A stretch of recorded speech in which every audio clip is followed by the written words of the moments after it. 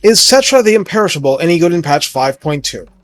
Now, I am fully aware that the Tomb Kings are one of the factions people think badly needs a rework blah blah usual blah. I don't think they're in the sort of position Beastmen were before their rework. I do understand how there are specific criticisms, but Settra himself was always strong, emblematic, thematic, and a guy you can really get behind with the role-playing. So let's rise to the occasion, like his Undead Legion, and find out what animates Settra.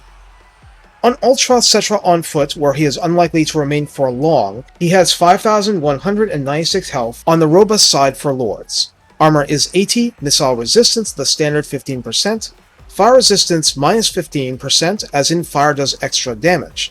Leadership starts at 85, speed 31, charge speed 41. Melee attack begins at 60 with no special sauce with an attack interval of 4, splash target size is medium, so Wolf Riders qualify, and maximum entities actually damaged is 7 on the high side. Melee defense starts at 55, which is also on the high side, very solid. Weapon strength is revealed as 470, split between 140 base and 330 armor piercing, with a bonus versus large of 20. Given this, it is in fact quite shocking that his maximum entities damaged is 7, because I've seen max entities damaged as low as 4 for this kind of anti-large lord.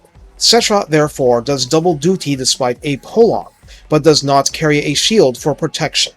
Charge bonus is 20 and mass is 800.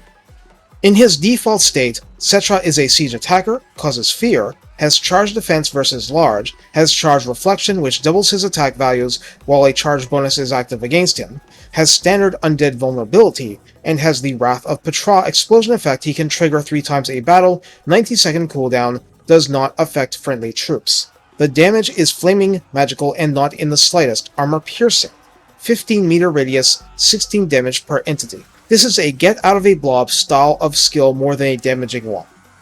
On a skeletal steed, Settra's default health rises to 5,604, speed rises to 76, charge speed to 110, charge bonus 40, mass 1,000. He loses his charge defense, but otherwise has the same melee stats, so he still hits like an ogre swinging a stone coffin against larger-than-man-sized targets. On a Carian War Sphinx, which is a monstrous mount, health shoots up to 10,016, armor rises to 95, speed lessens to 68, charge speed to 100. Melee attack now begins at 40, but the attack interval of 3.5 means considerably less downtime between the longer attack animations. Splash target size remains exactly the same, which means there is no splash against large monstrous targets, whether infantry or cavalry, meaning extremely focused damage. Meaning extremely focused damage against them. Melee defense lowers to 38 default, but weapon strength is now default 490, split between base damage 145 and 345 armor piercing, with a bonus versus infantry of 15, so the mount overrides Settra's anti-large. Charge bonus is 64 and mass is 5,500.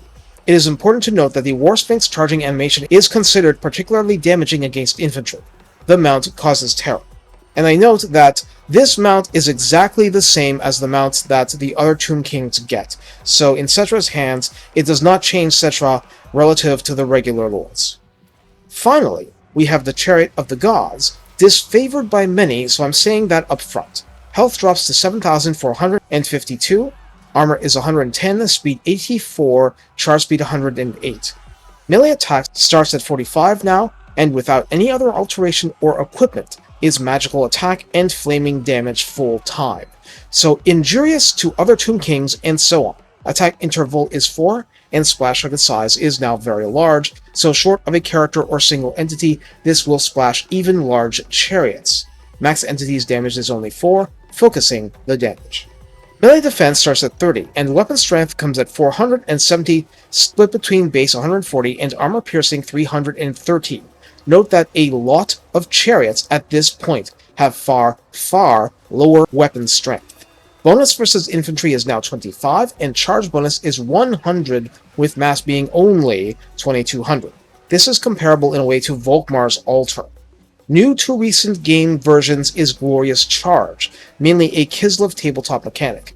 This inflicts extra leadership debuff on an enemy charged in the flank, and makes the charge bonus last for twice as long as normal. and since charge bonus decays, it means more time with a fatter bonus.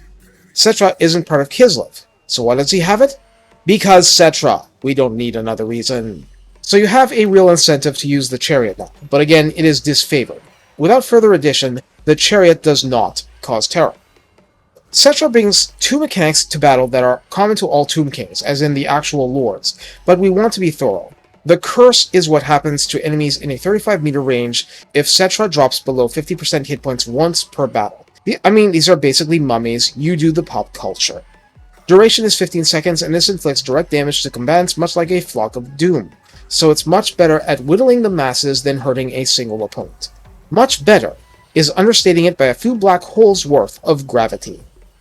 The other is My Will Be Done, a constant buff to allies for a 35-meter radius granting plus 5 melee attack and plus 5 melee defense. Keep this in mind every time you look over bad stats on a Tomb King's unit. They fight harder around their lords. Literally. The lords belong at the heart of battle, fairly literally. Before getting any further, for fear people will not be able to easily find it later, let me go over the last 2 mounts. New to recent patches, the Kemrian War Sphinx has collision damage enabled like a chariot, not just chariot-like charge bonus, and having chariot red skills apply to the generic unit. Let's remember, charge bonus starts at maximum and degrades over roughly 15 seconds. When the War Kitty punches through an infantry formation, it travels a little distance behind it and, without any further input provided, turns on a dime at mass 5500 and charges back into the infantry formation. This is happening in much less than 15 seconds. The charge bonus is continuing to make actual hits more likely, which means modified weapon damage is applied, but collision attacks mean that damage is being applied and spread from all parts of the Sphinx, as long as it continues its charging animation. Failed hits check the War Kitty's 5500 mass against the targets, modified by if they are considered braced, until the forces of physics have been balanced, and the charging animation comes to an end. I'm emphasizing these details because with the Chariot of the Gods, there's considerably less mass involved for Settra, but the Chariot is faster. If it succeeds in punching through, it's going to circle around slightly slower than the Kitty, but still pretty fast. So it still has a high to insane charge bonus applying while the charging animation continues. There are 2 features of Glorious Charge. 1, the charge bonus duration is doubled, so it's somewhere approaching 30 seconds total, and since the degradation is stretched for double the time, your sweet spot of a substantial bonus lasts longer. Second, there is a morale debuff if a unit is charged from the flanks or rear. Now, does that debuff apply to Settra turning around from behind a unit he hit from the front? I'm not sure, and it's not significant enough for me to worry about it. Much more important is that even once Settra's momentum stops, and he's no longer in a charging animation and delivering collision attacks from the wheels and so on, he is still using the charge bonus in pitched melee. Granted, he's limited to 4 targets damaged by the splash, but for a chariot, he does a huge ton more direct damage than a lot of similar units. So you are getting the benefits of the charge bonus for significantly longer than the charging animation itself, and the usual degree to which the bonus lasts with non-glorious charge units.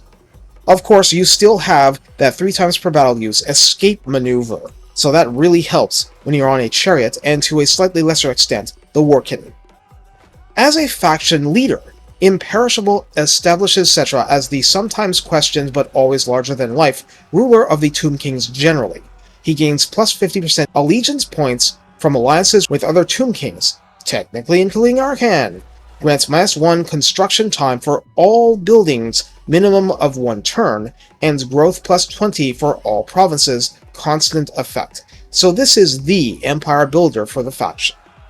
I want to note that in Warhammer 3, Settra can vassalize Tomb King's factions via diplomacy, and while that's great to a certain extent, you are still constrained by unit limitations if you recruit a particular troop type, but the potential to borrow an army isn't exactly bad.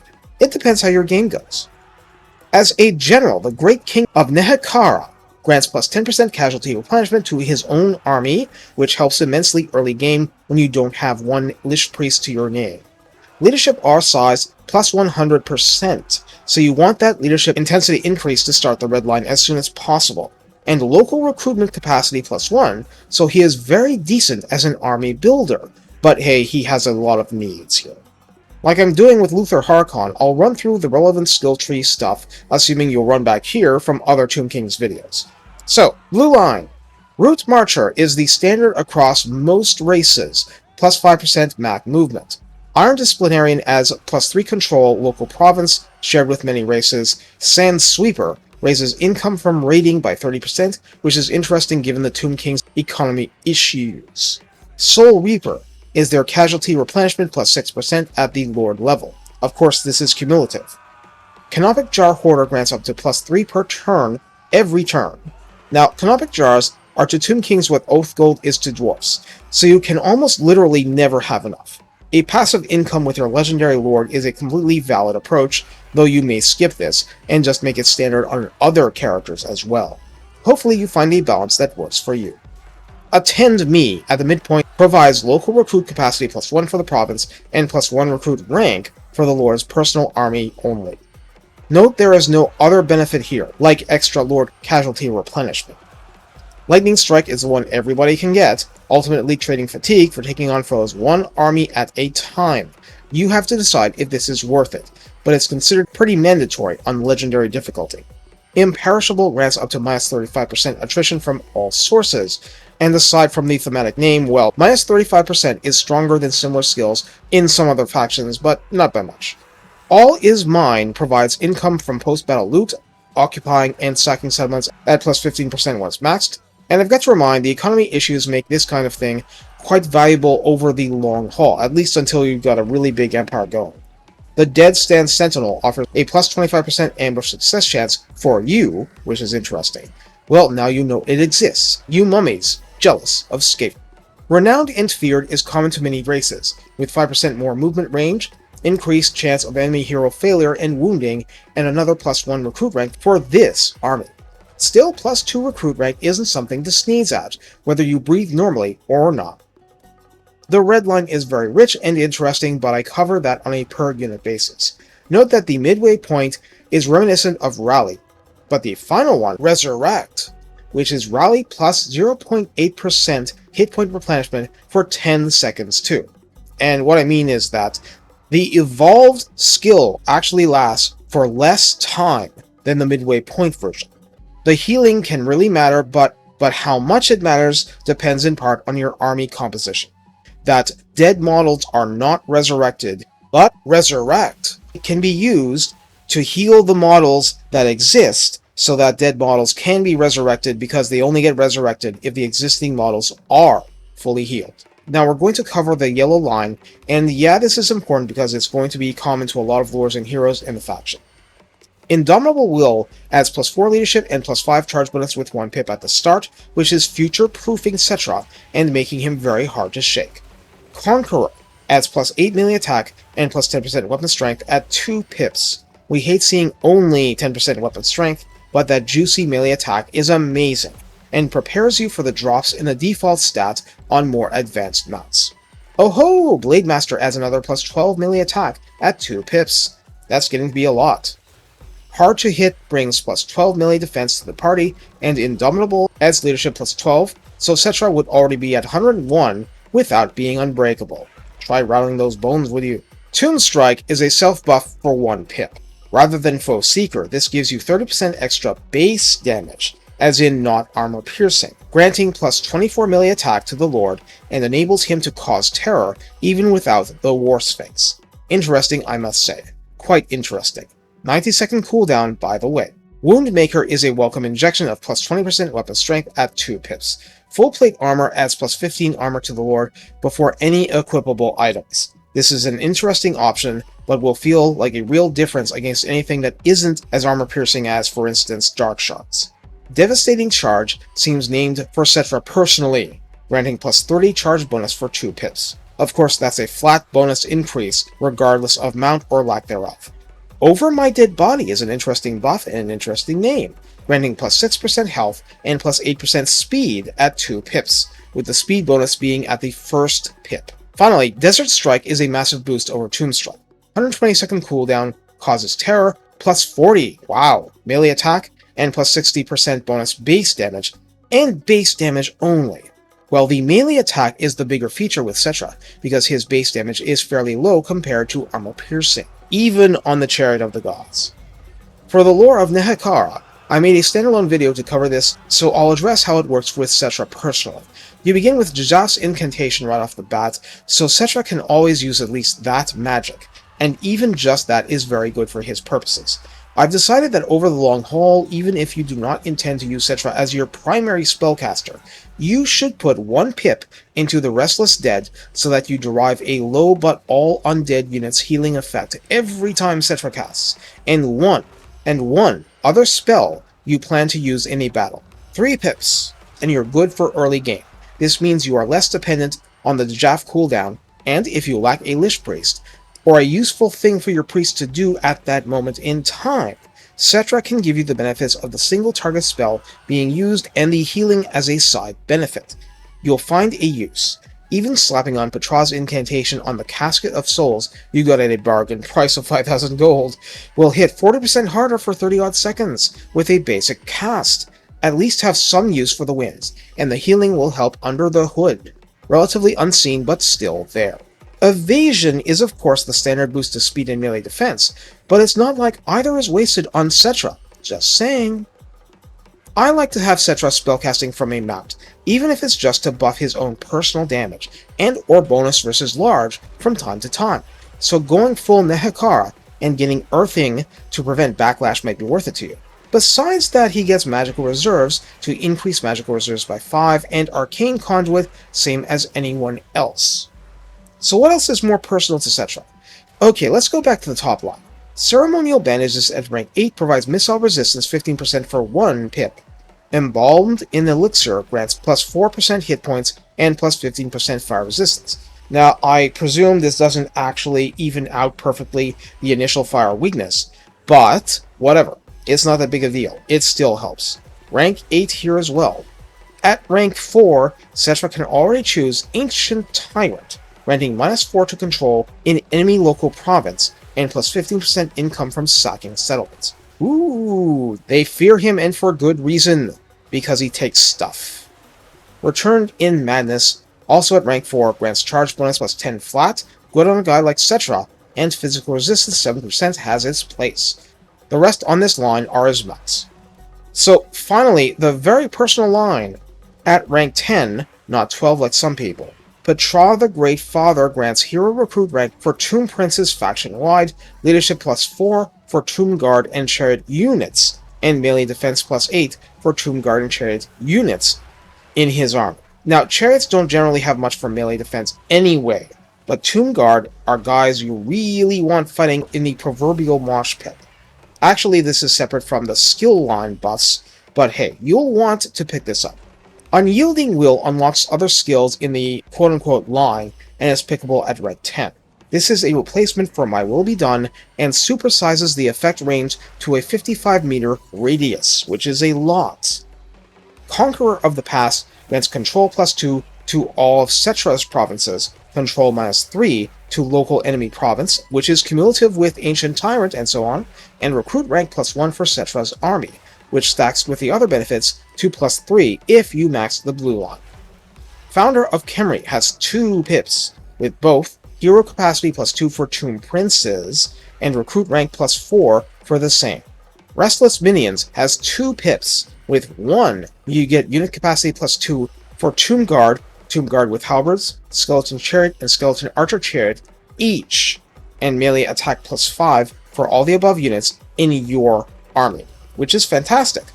But with 2 pips, you add Vanguard deployment for the Chariot units, which is quite something, and very hard to get in this faction.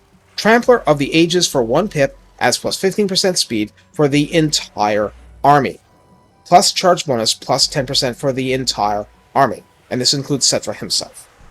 Finally, Immortal King of Nehekara adds plus 12% charge bonus and plus 10% physical resistance for Settra himself, which can't hurt. I mean, it can't hurt him. It can hurt some poor fool that he's fighting, of course. Now, this isn't complete without looking at his legendary items. The Crown of Nehekara is kind of hard to ignore. This quest is available at rank 7. The Crown's passive effects are Armor +10, Underway intercept chance plus 20%, which is nice because I don't actually see any normal way for a Tomb King to increase that. 15% physical resistance, which has quite a bit when you have those other skills granting physical resistance, and provides a namesake passive ability, granting plus 12% base and armor-piercing weapon damage, and plus 10% charge bonus in a 55-meter radius. I repeat, this is a passive ability. All you need is Settra's grandiose presence. The Blessed Blade of Petra has its quest available at rank 12, granting plus 3 control to all Settra's territory, plus 5 melee attack for him, grant Settra full-time magical attacks, weapon strength plus 10%, and enabling a namesake active ability, cooldown 120 seconds, duration 43 seconds, making Settra's attacks not just magical, but flaming, even if not on the Chariot of the Gods, and inflicting the blinded contact effect when striking. Blinded targets suffer minus 24 melee attack, minus 24 melee defense, and minus 30 ranged accuracy if applicable. We're actually not quite done. The two provide a set bonus, providing plus 1 control for all provinces again, and providing allegiance points plus 50% for alliances with Tomb Kings again, doubling his faction leader effect. Big pause for breath. This is like reciting the guy's titles. It's long. So after all that, how do you use Settra the Imperishable in battle? Now, I really hadn't gone over this earlier, but you get the Skeletal Steed as soon as rank 4, and depending on what you're facing, you may not want to get him back on foot for the next 150 turns. You're not likely to spend a lot of time using the charge defense versus large, but you definitely will be using his bonus versus large. The nature of Settra being a Tomb King means you want him in the middle of the worst fights, even if he's casting spells for a part of that. He can become a very strong melee combatant, but even if you de-emphasize that part at first, you're likely to get there eventually. It's just a matter of time and what you do and in what order. Moreover, Settra favors dragging the more elite melee infantry out of the tomb for service, so being among their ranks and making them fight that much harder tends to make him pretty good at stiff fights as well. Still, he is far from invulnerable, and enough spirit leeches and annoying enemy spellcasters, and that's a lot of pressure on your leader. Settra needs an entourage to be effective. Tomb Princes bring a lot of flexibility in terms of the mounts they can have or lack thereof, and what they do as part of your army composition. While Settra can act as a spellcaster and do so competently, what we're really talking about is how he, personally, can ruin the enemy's day. Since he's so valuable, and your ways of healing him are really limited, you do have to be careful with him, but you also have to be extremely aggressive. You're only getting maximum clout out of Settra if he's humiliating less glorious foes, so he's often blatantly headhunted, and since he's armor-piercing, but also extremely melee competent on foot, and on his steed, he can do that. Most people prefer the War Sphinx in the later game to date, but Glorious Charge on the Chariot of the Gods is still very new. It's more like, either way you have ways to completely drive infantry off the field, so the rest of your army had better have a few good methods for dealing with the rest. This is where using Settra in concert with the other forces really matters, because he buffs the hell out of them. This includes hero goon squads. In the end, I think I need to simplify the complex. Settra never becomes bad at character hunting, even without heavy support. As long as he has Tomb Strike or Desert Strike, he can single-handedly crush a lot of the characters in the game, plus many single-entity monsters. The way Splash works, Splash is ignored when a character is part of the hit. Only one character takes the beating at a time, but Settra's strikes, including the ones with 120 melee attack or higher, will simply pour all of that armor-piercing damage, including whatever buffs apply, to one target. He, personally, will be expanding his empire one dead and broken lord at a time. There is no phase of battle except archer duels, where Settra is weak, and for the rest, that's why he has an army. Late game, infantry become almost trivial to him unless they're Phoenix Guard or Dragon Guard and so on. This implies freedom. This is freedom you should seize with both hands. Settra should roam. He should appear where it is inconvenient for the enemy and leave with impunity only to strike again. Settra should never stand still, not even for his troops that benefit from his presence. Settra should dictate the terms, not have them dictated to him. And if ever this fails to be true, that's what that explosion skill is for. Get him out and reset the engagement and rub his glory into the enemy's face at high speed. This ends our look at Settra the Imperishable as an individual, but the faction has many more wrinkles. Just understand that those legendary items occupy only 2 slots. Tomb Kings have a Dwarf Forge-like mechanic, and an Empire Builder like Settra should gather lots of resources. You can outfit this guy like crazy the rest of the way. And if he goes down for a few turns, make sure the other side really earned it.